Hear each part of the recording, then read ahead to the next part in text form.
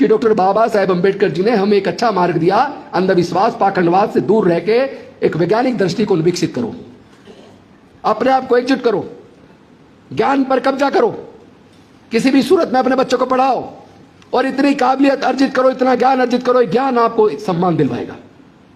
ज्ञान का कोई मुकाबला नहीं है। ज्ञानी व्यक्ति के सामने तो बड़े बड़े लोग पैरों में झुक जाया करते हैं। एक रोटी कम खा लेना, एक जोड़ी कपड़ा कम सिलवा लेना, लेकिन किसी भी तरीके से अपने बच्चों को पढ़ाओ। बस इसमें बाधा है तो यह कि अगर बच्चा पढ़ना भी चाह रहा है, माँ बाप पढ़ाना भी चाह रहे हैं और बच्चा अच्छे जगह क्वालिफाई भी कर रहा है, अब लेकिन जब 10-10, 15-15 लाख एक डिग्री के लिए चाहिए, वो पैसा उस पर नहीं है, तो तब हमारे मन को दर्द होता है जब वो बच्चा पढ़ाई छोड़ने के लिए मजबूर हो जाता है। तो सरकारें कर क्या रही है? ऐसी सभी सरकारों को जो देश के अंदर सत्ता में है, केंद्र में भी और स्टेट में भी, मैं उन सबसे निवेदन करना चाहता हूं कि कम से कम अपने टोटल बजट का कुछ पैसा इस बात के लिए भी बजट में जरूर रखो, जो बच्चे पैसे के अभाव में पढ़ नहीं सकते उनकी पढ़ाई छूटनी नहीं चाहिए, उनकी पढ़ाई का इंतजाम सरकारें करें। और जो सरकारें ऐसा नहीं कर सकती, ऐसी सरकारों की हमें जरूरत भी नहीं है। युवाओं के लिए रोजगार के अवसर बनने चाहिए। लोग जो नहीं ज्यादा पढ़ पा रहे, टेक्निकल कोर्स कर रहे हैं, वो अपना बिजनेस करना, अपना व्यवसाय करना चाहते हैं। अरे वो व्यवसाय बनेगा तो 10-20 को रोजगार भी देगा, लेकिन उस व्यवसाय को करने के जो पैसा चाहिए, कम से कम उसको लोन तो आसानी से दे दो। लोन की प्रक्रिया बनाई जाती है, लेकिन शर्तें इतनी सख्त होती है कि हमारा आदमी तो वो शर्त पूरी नहीं कर पाता, लोन भी नहीं ले पाता कि अपना व्यवसाय शुरू कर ले। बहुत सारे मुद्दे हैं, दर्द दिल के अंदर बहुत है, उस दर्द का निवारण करना है। बहुत से लोग कहते हैं आप इस पार्टी में उस पार्टी में कैसे करोगे?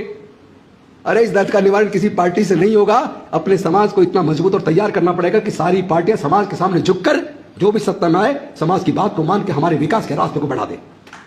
और ये हम करेंगे, हम किसी भी पार्टी में हो, लेकिन कभी भी डॉक्टर बाबा साहब अंबेडकर, मानवर कांसीराम साहब और उनसे भी ऊपर तथागत बुद्ध का जो मार्ग है मानव कल्याणकारी, जिसमें समता, स्वतंत्रता, बंधुता और न्याय है, प्रज्ञा है, करुणा है, सील है, इस रास्ते को हम किसी कीमत पर नहीं छोड़ सकते। हम लोग मर सकते हैं, लेकिन डॉक्टर बाबा साहब अंबेडकर के विचारधारा के साथ गद्दारी नहीं कर सकते। चाहे कुछ भी हो जाए, कुर्सियां आएगी और जाएगी। ये कुर्सियां देने का रास्ता तो डॉक्टर बाबा साहब अंबेडकर बना के, वरना कौन हमें एमएलए, एमपी, मंत्री कौन बना रहा है? सारा रास्ता बाबा साहब का बनाया हुआ है, ये कोई हमने खुद नहीं कमा लिया। अभी तो बाबा साहब की दी हुई कमाई पे हम लोग थोड़ा बहुत तरक्की कर पाए हैं, लेकिन अभी पूरे देश में हिस्सा चाहिए। जाति जनगणना करा के छोड़ेंगे। जल, जंगल, जमीन, तमाम तरह के प्राकृतिक संसाधनों में हमें हिस्सेदारी, भागीदारी चाहिए। सत्ता के अंदर भी चाहिए, कॉन्स्टिट्यूशनल बॉडीज में भी चाहिए, सर्वोच्च न्यायालय, उच्च न्यायालय में भी चाहिए। हर क्षेत्र में, व्यापार में, हर क्षेत्र में हमें हमारे लोगों के लिए, अनुसूचित जाति, जनजाति, पिछड़े वर्ग, माइनॉरिटीज, सबके लिए हिस्सा चाहिए। और इसमें कोई पक्षपात, कोई ऊंच नीच, कोई भेदभाव, कोई छुआछूत नहीं होनी चाहिए। कोई किसी भी जाति का, हमें किसी जाति से परहेज नहीं है, लेकिन हमें कोई जाति की वजह से अपमानित करे तो दर्द यहां होता है, उसका विरोध हम मजबूती के साथ करेंगे। हम लोग रुकने वाले और डरने वाले लोग नहीं है। हमें तो खरीदने की भी कोशिश की गई, हमें इस तरह के भी ऑफर दिए गए रिजाइन करने के बाद मंत्री पद से कि आप राज्यसभा ले लो, आप राज्यपाल बन जाओ, हमारे साथ आ जाओ।